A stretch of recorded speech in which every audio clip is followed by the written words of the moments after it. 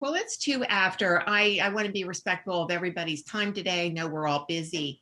So I'm going to go ahead and get started. My name is Rose Mape, and I'm the director of the Pennsylvania Association of Bed and Breakfast Inns. So thank you all for joining us today.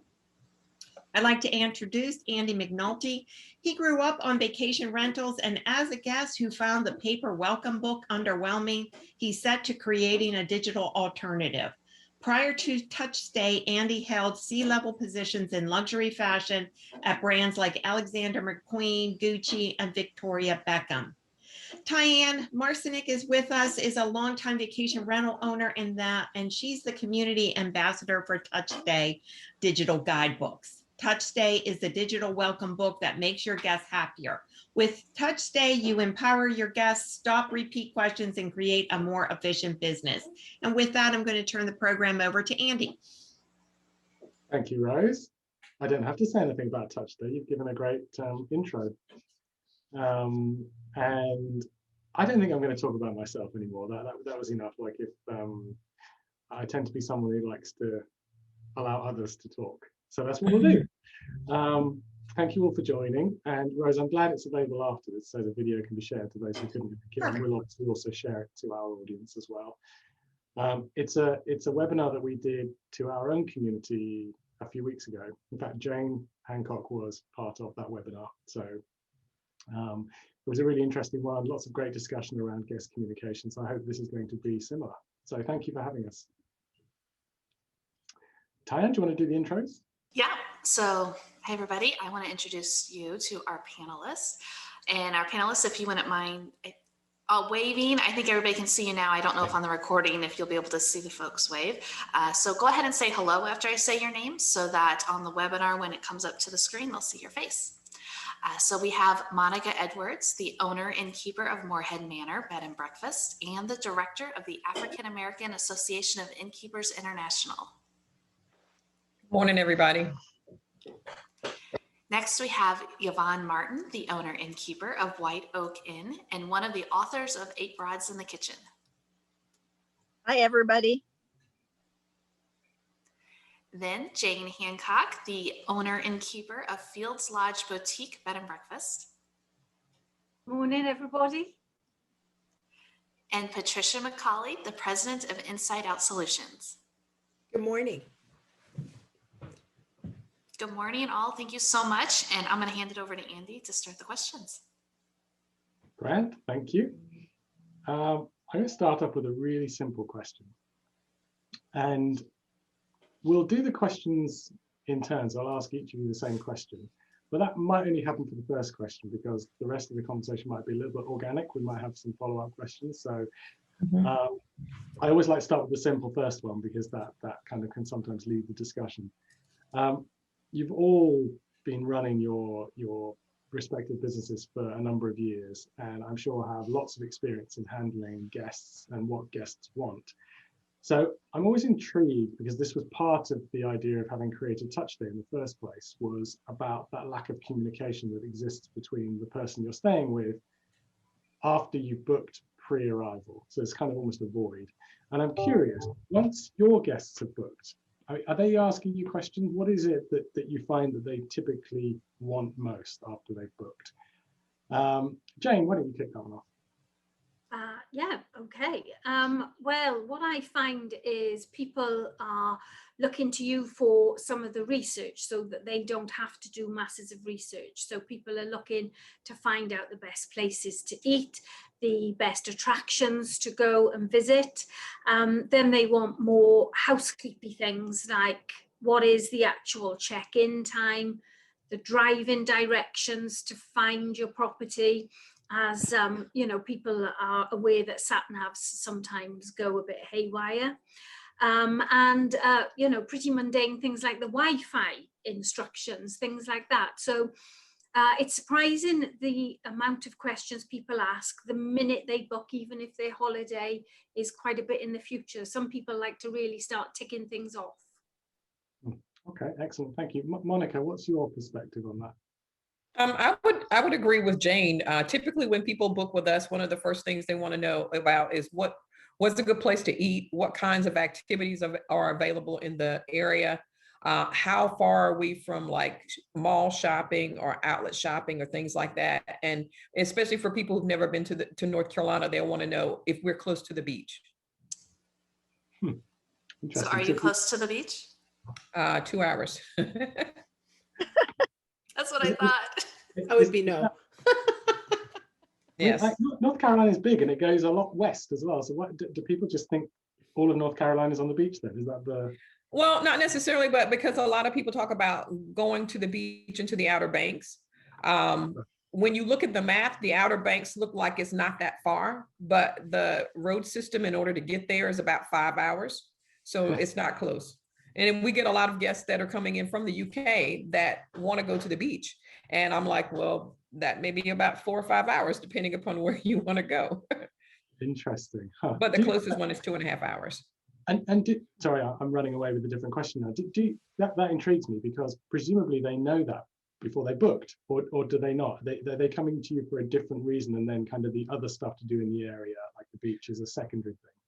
Well, I think because there are lots of things to do here in Durham, and a lot of people come to Durham like to see Duke University or other things that are located in Durham, and they don't quite understand not everybody is map proficient. So they'll want to know, what's the closest this or closest that. And the other thing is when we get people that are coming from larger cities that are used to having to drive a long ways to get someplace, that's not an issue for them. But if we have people that are coming from smaller towns, to drive more than 15 minutes is definitely an issue for them. Yeah. Okay, well understood. Yvonne, what are your guests asking you after they've booked before they arrive? We are in Ohio's Amish area, and there just seems to be this catchphrase, Amish area, but people don't really know and understand exactly what is there.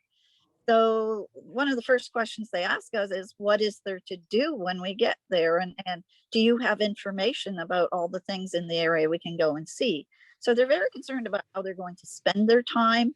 And they really don't have any idea what there is to do in Amish area, even before they book, even after they've booked. So we have to provide them with that information. And it's a very large area. It's much bigger than they realize. So there's a lot of things to see and do. So that's kind of their primary thing. And the next thing is, where are they going to eat? What are they going to eat? And when are they going to eat? Those are the big questions. People think about their stomachs a lot, apparently. That is an important part of holidaying. Eating good food. I like it. Patricia, excuse me, you don't have an inn, do you? You're representing, so you're more like a marketing consultancy. I represent about 400 inns, yeah. Okay, so maybe I'll ask you a different question, which is based on your experience of exposure to all those inns. Do they have common things that they talk about when they're post-booking that the guests ask them? There's like common threads that come out from them all, or is it? Pretty much what everyone's discussed. I mean, it's what's to do and where to eat. And a lot of times they try to answer those, and correct me if I'm wrong, innkeepers here, in the reservation confirmation that they send out. They'll add some odds and ends about the questions, frequently asked questions in those, but reservation confirmations can't be so long. So you can only answer so much in a reservation confirmation. But yeah, where to eat, what's to do, that kind of thing. And directions are often the kind of questions that every innkeeper is going to get asked, and something they have to provide some way to the traveling guests. Yes.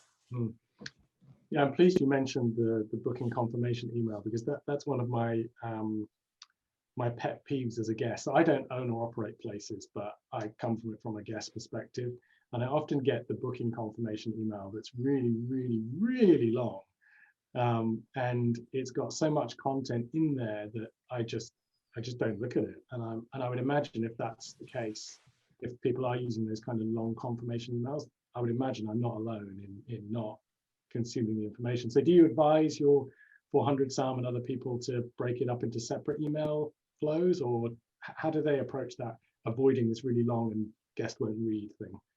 Well, there's the first email confirmation, and then it's good to follow up, in an email about 10 days before they come, or 5 days before they come, and fill in more things to do right now, that kind of stuff. So, and I also recommend your products. So yeah, both those things work really well. We used to do until Touch Day, we do a travel guide for guests. So each innkeeper would have a PDF style travel guide, big color pictures, etc., telling them what to do in the areas. But we really don't need that anymore. So and plus it's not as cost effective. Or plus the innkeeper can't change it either. So those are the downsides. So if someone wants one, we'll definitely build one for them. But it's been kind of replaced with your app and other things. Yes. So I have a question, if I might interject. I know this isn't on our list, ladies, but I was wondering, when do you send those emails? So Patricia says she recommends to her clients 10 days out additional email and then another 5 days out. I know with my properties, I have an email flow that works for my guests as well. And it very much depends upon how far out they book too, because my folks will book 1.5 years, 2 years in advance. So I want to keep touch on them. I'm curious, what is your flow? How many touches do you have between the time of booking and arrival? Yvonne, do you want to start? It really depends how far ahead they book. We have found, particularly since this virus came along, that a lot of our reservations are being made with less than a week before arrival. So we don't need as many touches. But our very first confirmation email that we do does have a link to our Touch Stay book, and it says to help you plan while you're in the area, go to this link. So that's our first touch with them. Now, if they have booked more than a month ahead, we will have a second one that goes about 2 weeks out, reminding them whether they've made any reservations to dine with us, because we also offer dinner, and any special things they need to know about their reservation that they might have forgotten, and just to remind them of our check-in and check-out times. And then generally 3 days ahead, everybody gets the last reminder, which is also for us a reminder if they have not made dinner reservations that they might want to think about it. So for most people, it's 3, but if they've booked in the last week, it might be 1 or 2. Monica? Pretty much the same thing. We typically the reservations that we take on a longer term are going to be for events such as alumni weekends and homecomings and graduations and things like that. So when those people make a reservation, they get just a basic confirmation letter. And I would say about a month to 2 months out, because we require those reservations to be paid up front, because they oftentimes it's a whole house rental or things like that. So we are going to make sure all that's taken care of at least a month out. And then from there, we'll give them more information. We also have Trip Tease as well as Try Whistle, which basically we are able to do automated text that we send out to our guests, which sometimes actually, to me, I think sometimes emails get lost in a quandary. But when you send people text messages, they automatically get notifications and they can act accordingly. And so therefore, 4 days out, I send another automated text that basically confirms the dates that they're going to be here, reminds them of our COVID protocols that we have in place. If they haven't reminded us, or if they've had a change in dietary restrictions or anything like that, they can pop us a text back. And then the day of their arrival, I send them another email. Well, I'm sorry, a text message basically saying, here's what our address is for your GPS system. Just a reminder, our check-in time is between here and there. What time can we expect you? And again, if you've not talked to us about dietary restrictions, do that. And sometimes anywhere within that time frame after the first confirmation letter goes out is a link to our Touch Day. Jane? Very similar, really. The flow does alter depending on how far in advance they've booked, but pretty much everybody gets a booking confirmation, and in that, mine is quite short. In that, I do give them a link to my Touch Stay and small instructions as to how to get that down on their phone. Then they have a couple of emails about things they may want to add on to their booking, such as dinner or flowers and things like that. Then 10 days before they arrive, then they'll get the driving instructions with then another link to the TouchStay. And then the day before, they'll get another email and just confirming the check-in, check-out times. Then on the day of, I send a text with the link to the TouchStay again, just so that they've got it easily accessible on their phone through the text message. Great, thank you. Andy, I'll hand it back to the regularly scheduled. Yeah, very interesting. And I like the text solution as well. That's pretty neat, nifty. Which one was it that you used, Monica? Did you say? It's Whistle, try Whistle. Yes, Whistle. Okay, cool. I wonder if my next question is sort of answered by that, but let's ask it anyway. How much time on an average week, and I don't expect you to say like 2 hours, 3 hours or whatever, because it might be quite hard to know, but how much time in an average week does answering guest questions take up? So maybe what we could do, this is what we did on the last webinar, you could say not very much, a lot, and like way too much. So like in sort of three types. So Yvonne, what about you? Probably not too much. I think the tougher ones are the people who don't read what's on the website and they send you an email with 101 questions, all of which are answered on your website. It drives you crazy because it takes time to type an answer to an email. But most of the stuff that they really need to know, we have available to them in some type of digital format. And I have a number of standard, I use Think reservations, and I have a number of standard templates that do cover some of these things. And I'll say, just let me send you this information from this email, and off it goes. Unfortunately, in this area, we have really poor cell phone service. And so texting is tough for us to communicate with our guests. I get no cell reception at my inn, so I can't even receive text messages until I leave home. But we try and automate everything, and I try and do as much as I can in some written form so that they can refer back to it, because I find that they get information overload if you do it verbally.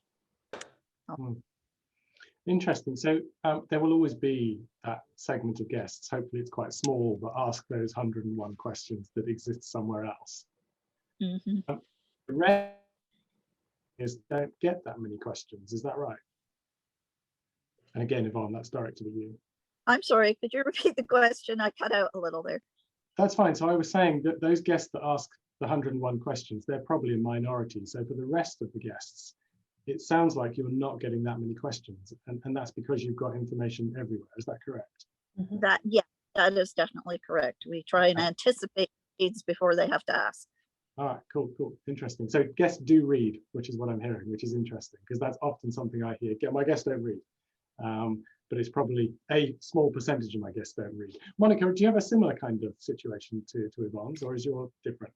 I do. Most of my guests are readers. The things they'll read the website sometimes.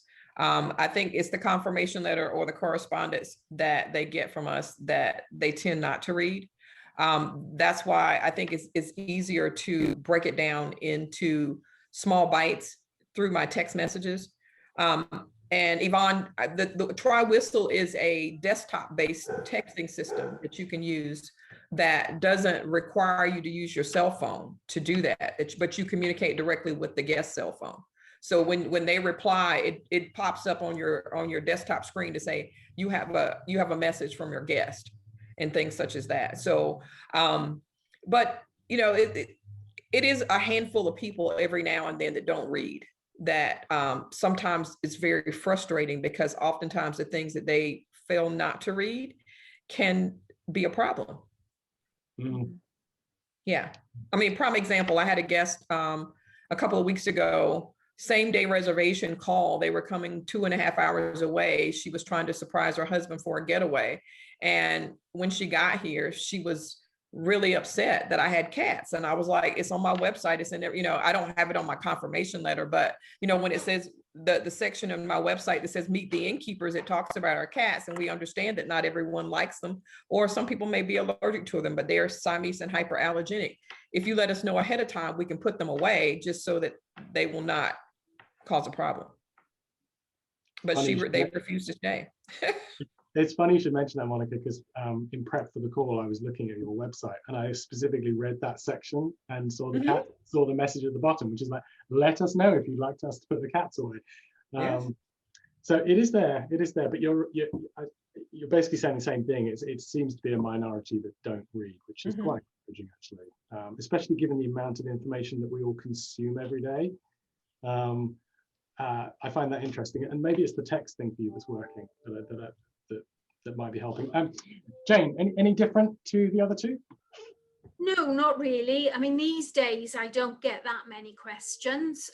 In the past I did, and what I did every time I had a question, I would make sure that I've either got it on my frequently asked or it's a section on my touch stay. So sometimes you still get asked the question, but now the answer is, have a look at this link or have a look at this section in the touch stay. So it's getting people to go back to what you've already sent them to get them to use it. Because ideally you want the guests to have a brilliant holiday, and for them to have a brilliant holiday, they need to know what's around here.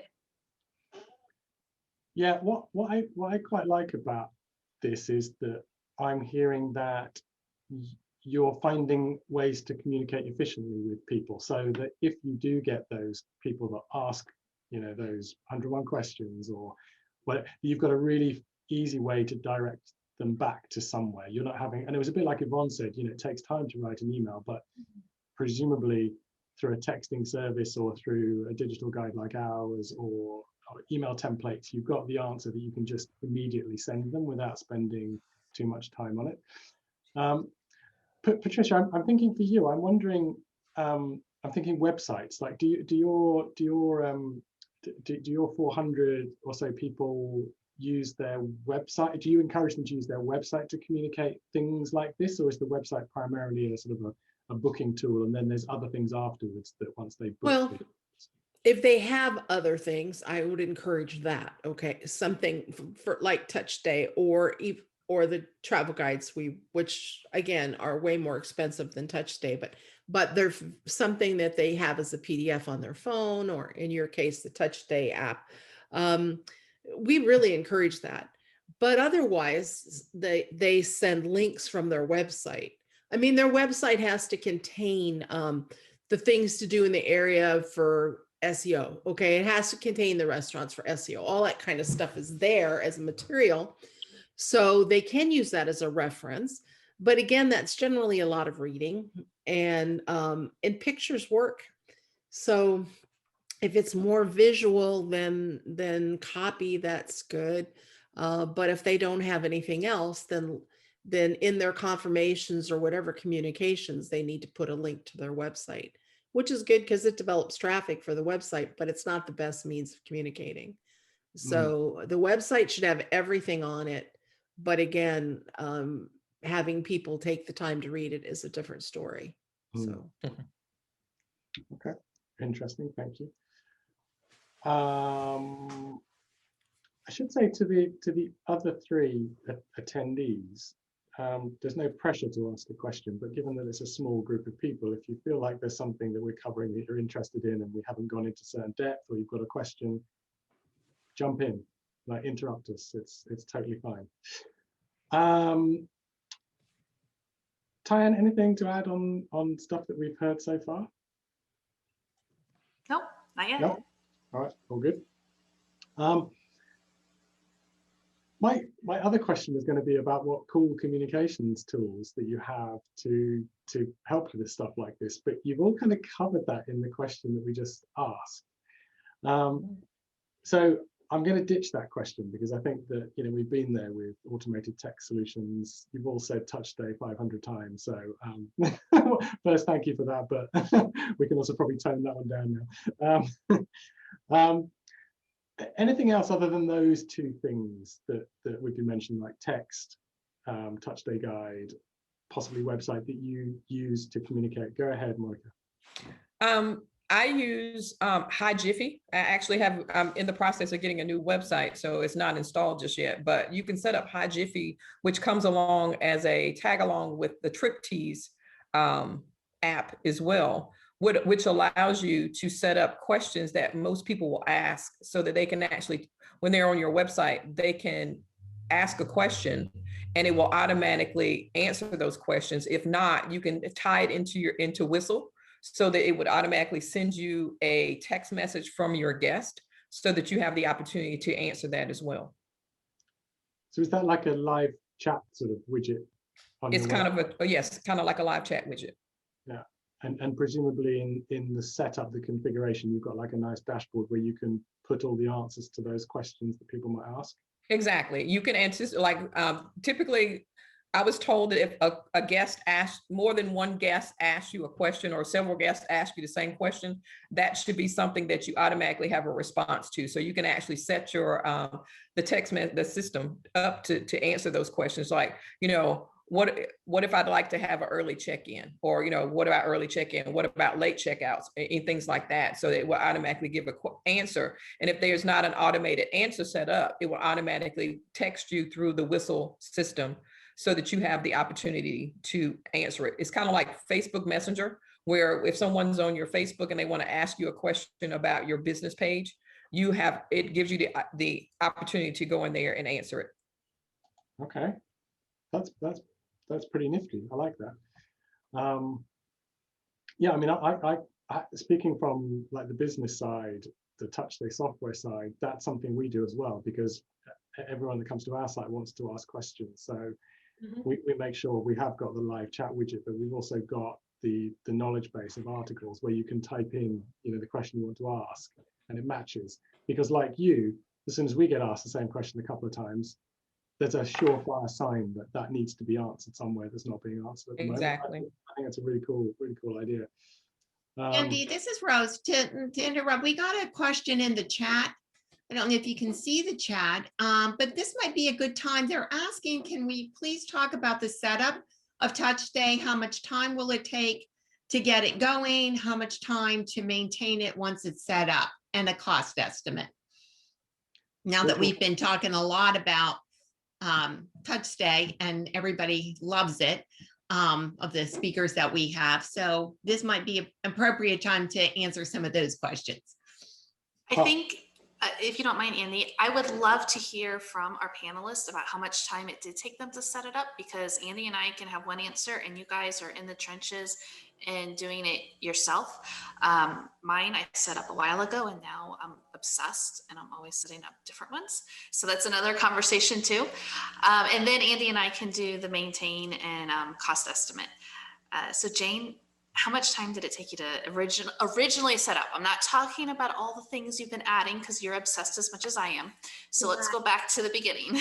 Yeah. Well, I was very lucky in that I started TouchStay a while ago, when I had the benefit of having a bit of help to set it up. You guys very kindly put my guidebook on there for me in the very beginning. So I can't give you a true estimate of time, but I can tell you what I did. I set myself, I'm not very techie, and I did give myself a day out of my diary to sort my TouchStay out, because I'm not a techie person.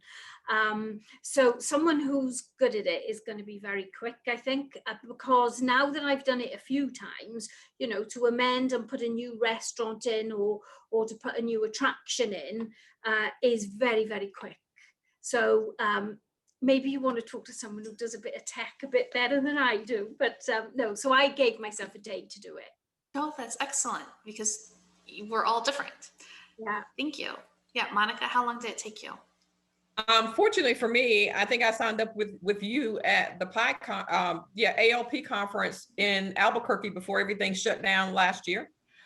So it didn't, us shutting down because of COVID gave me the opportunity to really dig in, because I didn't have any guests. But I think it was easier for me because of the template that you guys provide for TouchStay, as well as the fact that I had I already had a guest services manual for my guest rooms. And I was very happy to go with TouchStay because all I had to do was like copy and paste from one point to the next. TouchStay did prompt me to put some things in there that I didn't have in my guest services book. But the thing that I really enjoyed about it was, especially for locations and things such as that, it automatically populates it from the internet, from the Google listing. And so therefore I don't have to continue to kill trees when a restaurant closes or changes its business hours. And so it's automatically updated and things like that. And now as things open and close, of course, I have a statement basically saying, you know, because of COVID, some of these things may not be open. So the best thing to do is go ahead and check with these locations, you know, click on them and see, you know, most people have updated their COVID hours and things such as that. But, you know, if in doubt, give them a call.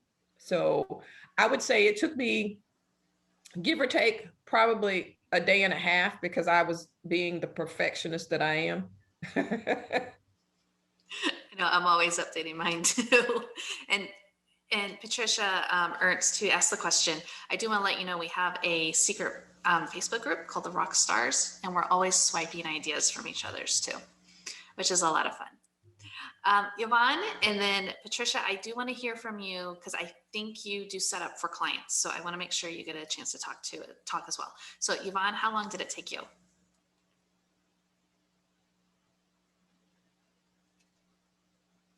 I think she's frozen. All right, Patricia, we'll go ahead and go to you. Oh, Sorry, I muted myself because of my dogs barking. In actuality, it takes about 3 hours from start to finish because we do them so often. But we are techies, so that makes a big difference too. However, I'm always referring clients to it, and I'd say a good concentrated 4 hours would give you a good TouchStay to start with. And since you're going to grow it along the way, hopefully, you know, it's a constant interaction. So it's, you know, once you get started, then you'll think of more and more things to put in it and more questions to answer, etc. So that's why I would say you have to at least have a concentrated 4 hours to get started. And then once you've got your beginning, then you can just keep adding to it. But I don't think you need to be a techie to do that at all. Like I said, I have lots of clients who aren't, and they'll call and ask a question and we'll answer it for them, but they do it on their own. So it's pretty intuitive. Thank you. I think Yvonne is joining us back.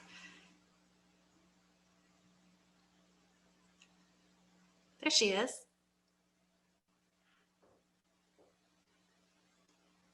Oh, you're in mute.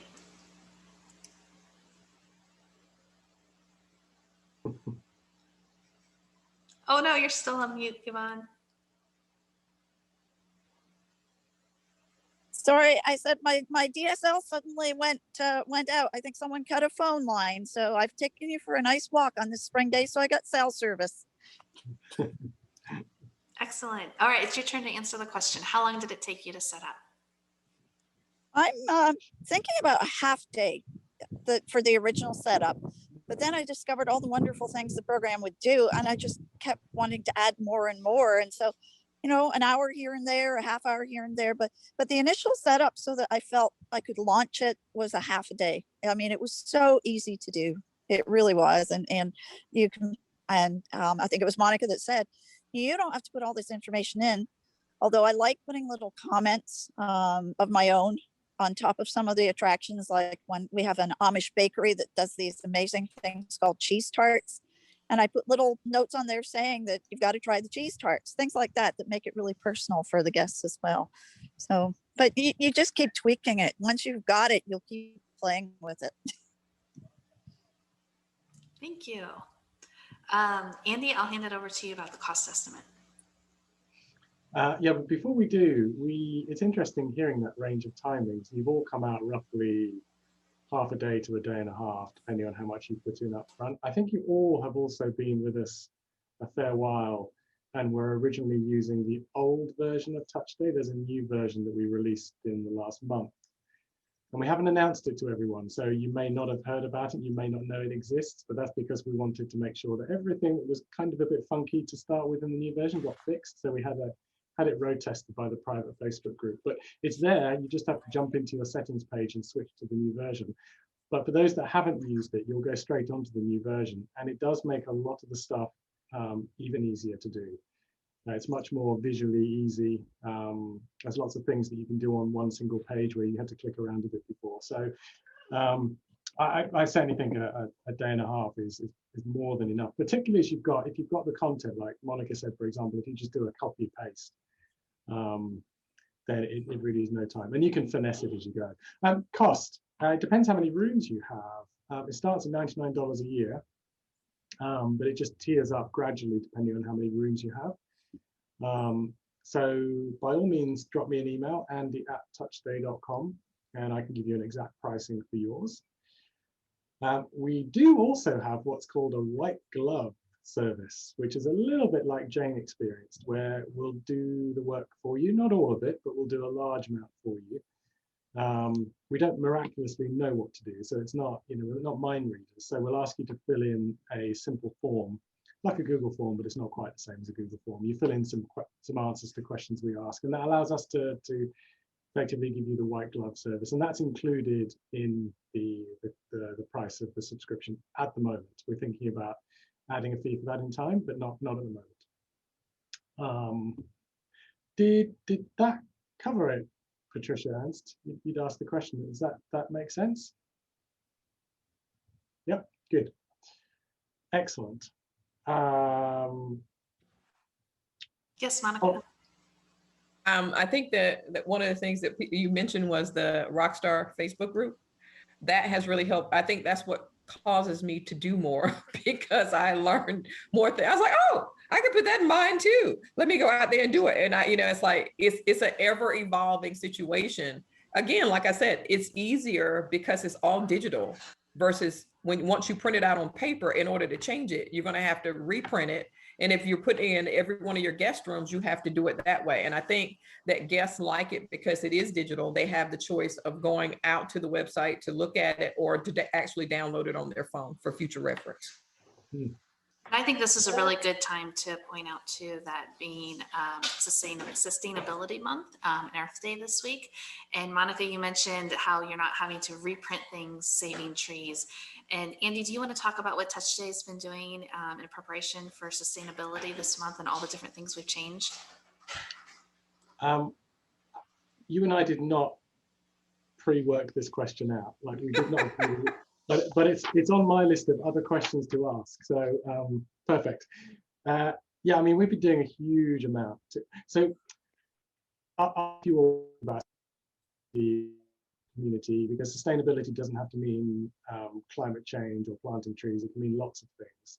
And I am intrigued to know what you're all doing. But we've made a push this month, and what we wanted to do was not to sort of greenwash or sort of pretend we were doing something and do a half-baked job of it. We wanted to do it properly. So we've got a full article on exactly what we've been doing, from simply trying to figure out how much CO2 emissions we emit as a small business and then how we offset that, but also thinking about the wider issue. And not all of our customers want to talk about climate change. Or like, for example, Tyann is doing wonderful work with a local charity in St. Louis who helps abused and neglected children.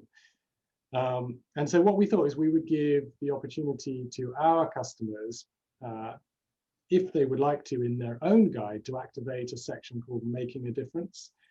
And it allows you within the Touch Day guide to tell your guests, if you feel it's something you want to tell them, what you're doing within the local community or the state level, national level, international level, offsetting, whatever it might be.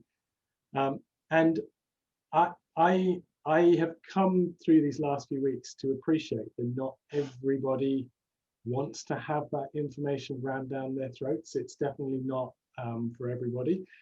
But I also think the modern traveler is going to be tuned in to a place that is doing something that fosters sustainability. I think it's an important part of the modern traveler, particularly coming out of pandemic, etc. So that's kind of stuff we're doing. But I'm intrigued. Tyann, did I miss anything on what we're doing? Because otherwise I'll go in to ask them what they're doing.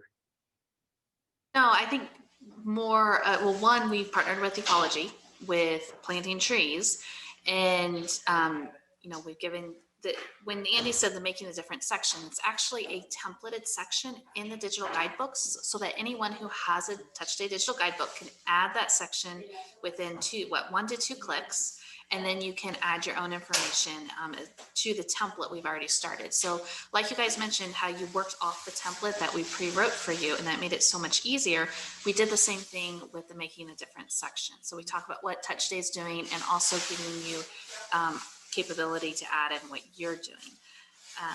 But yeah, Andy, if you want to go ahead and ask them what their little bits are doing. And we're talking about like little things like an EV charger or a refillable shampoo and conditioner. Yeah, I think, Patricia, it'd be interesting to come to you first with a wider group of people. Is this a topic that you're finding people are tuned into, or is it really kind of a bit off the radar still? And there's more other Oh, things? no, I love this. I didn't know you had done this. Well, I knew you were doing something with sustainability because Tyann and Ariel have been talking to each other about it in social media. But I didn't know you created a Making a Difference. I think this is really important, especially in the bed and breakfast crowd. Yeah, there's the EV charger, but there's so much more being done. And it would be nice. But I also think making a difference is in social consciousness, social efforts. A lot of bed and breakfast align themselves with, well, for example, I know one woman who's the mayor of the city right now because there is no mayor. Okay, that's making a difference. She hasn't told anybody. We just found out because we're trying to do some work with her and she's too busy. But there are charities they contribute to. I know a lot of our Rotarians and they're working, you know, in foreign countries and doing stuff. So making a difference is more than sustainability, but sustainability and being green and using renewable sources has always been underlying in the bed and breakfast industry. Recycling. It's really important. And I think being able to point that out, if someone wants to read Making a Difference, great. If they don't, they'll skip it and go on. Okay. If someone's going to be offended by the fact that you recycle your toilet paper rolls, then I don't think you really want them staying in your inn anyway, in my book.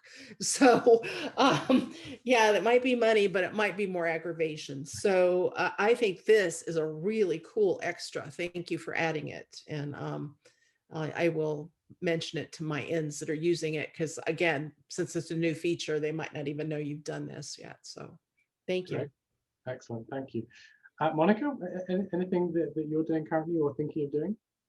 Well, I mean, we're very conscious about recycling. We've cut out as part of when we were part of the state association, one of the things was we don't use paper towels. I'm not paper towels, but you don't use paper napkins, you don't use paper plates and things like that. And we've not done that here in the inn unless a customer specifically requested. Now that we have COVID, we have tried to stay away from doing that as well. But we do what we can to be sustainable. And I like the part about being able to add in the guest services book through TouchStay causes that you're supporting. Great. Cool. Same question, Jane? Yeah, we work with one particular hardship charity in our area where when we change any of our bed linen, towels, pillows, those sort of things, because we change those very regularly, we donate those. We also, the throwaway slippers, that charity has someone that they can sell them to create funds for them. So any of the throwaway slippers that we give guests go to the charity as well. We use green energy as much as we can for our electricity. And prior to COVID, we were doing a really good job of getting rid of single-use plastic. But the regulations where we are has meant that to comply with the COVID regulations, now we're back to using some single-use plastic, which I'm hoping is only short-term, really, because that's that's a real nuisance as far as I'm concerned, really. But we've got to keep people safe within the letter of the law here. And what we also did for any guest that was prepared to move their booking rather than cancel it during the COVID time, we actually gave 10% of the value of that booking to the hardship charity that I'm talking about as well. So we tried to think outside of the box to try and use as much as we can. We're also very keen on using all of the small businesses. So whatever food and produce we can buy within a 15-mile radius, then we will then. So we're trying to cut down on our miles that we use as far as bringing produce in. So I think we're trying to do as much as we can, but obviously you always feel you can do more. But to be able to put it in a section now, Andy, is great. I didn't know about that, so I will definitely be doing that. Great, thank you. Yeah, it only came out last week before, Tyann, relatively new. Yvonne, are you doing anything different to what the others have said? Have you got a different perspective? No, pretty much the same perspective. Definitely trying to be as earth friendly as we can. We've had the dispensers in the shower so that we've eliminated the single-use little shampoos, conditioners, and soaps and whatever. We've had those for at least 10 years, and they're well received. Guests like the products. In fact, we're at the point now, guests want to buy the product. It's so that works well for us. And of course, recycling everything, reusing. Definitely encouraging buying local produce and encouraging our guests to support independent local little businesses. But I love the idea, Andy, of this special section where we can maybe promote some of our favorite charities and things in the area, because, you know, I basically support an awful lot of animal charities, and mostly by adopting animals that show up on my doorstep, but that's another story. So I like this section. And you know, be able to put things like that in there and encourage our guests to participate too, and so much. Terrific, thank you. I'm all out of questions. So I don't know if any of you who are listening, even panelists as well, if you want to ask a question of each other or us, now's the time. Tyann, anything else to add? No. I do want to say that, you know, I think on the one hand, the social responsibility and everything is a feel-good thing, but from a marketing standpoint, I also think it's very important. And it's part of building the trust in you, to someone paying you money to stay with you, the trust that you are who you are, and a trust that you're someone who supports your community and you're not just a fly-by-night person. So, you know, it's one of those things we might not feel like, well, we don't want to tell people about the good things we're doing because we don't want to be uplifting ourselves. But on the other hand, I think it is important to let people know you are doing those things. And I really like the different ways everybody is doing it. One of my things that I do is we donate $1 per night at each of the houses that folks stay in. So, and we decided to do this about halfway through last year. It's to the court-appointed special advocates, CASA, which supports the foster kids in the area. And we were able to then round up. And then we also give our guests the opportunity to donate $1 per night so that they're matching our donation for their stay, or $1 per person. And it's really great to see the guests give in that way too, to help support the community. I will also say Tyann does even a little bit extra, because anytime that somebody who signs up with TouchStay uses Tyann's referral code, she would be entitled, for having referred someone, to get $1 contribution, not $1, but a contribution to her. Instead, she said, please give that to CASA, the charity she mentioned. So TouchStay then is kind of woven into that as well. And I like that. I think that's that kind of circular thing where everybody's involved, I think is really important. And I actually think that's one of the things that I think we're most challenged with moving forward with making a difference, is trying to build a consensus around the idea of being able to communicate this to people in a way in which is not going to like because I've had it already in the last couple of weeks, is some people say, I don't want to put a making a difference section because I don't want to ram it down my guests' throats. And I like what you said, Patricia, which is, well, skip past it, guest, if you don't want to see that. We're not ramming it down your throats. But I do think there's still a significant segment of society who thinks that this is out of place in this kind of format, like it shouldn't be in something guest communication wise, where I tend to disagree completely.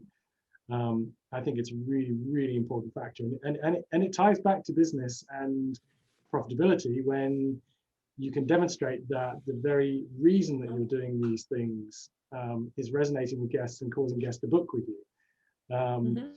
And even the little things, just like, you know, on the single-use plastics, the not having to wash as much, those sort of things also count on your bottom line as well. So I do think there's a bit of work we have to do to like communicate this to people. But I'm pleased to hear all of this because it does feel like it's not as big a thing as I initially thought it was. So thank you. Andy, can I say something?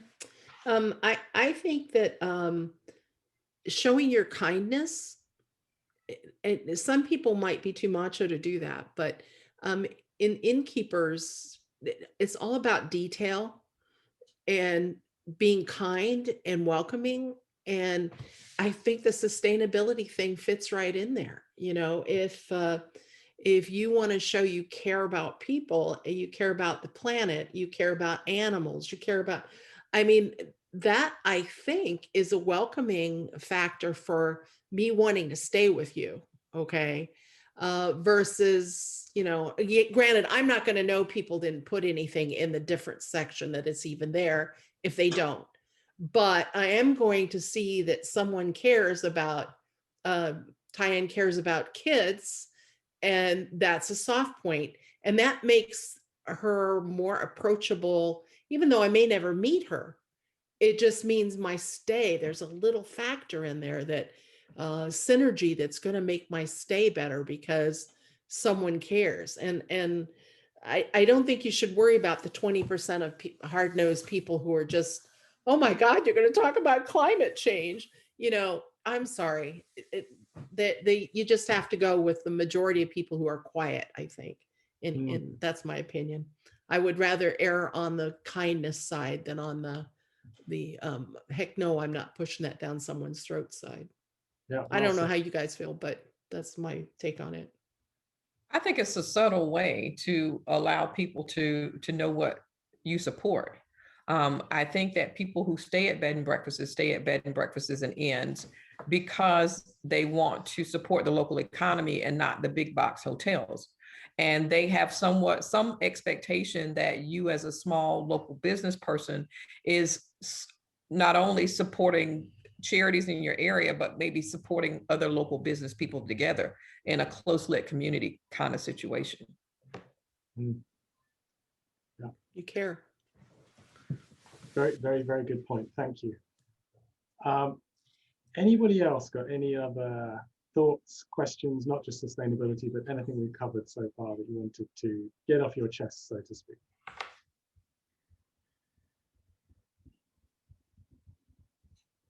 No? Good.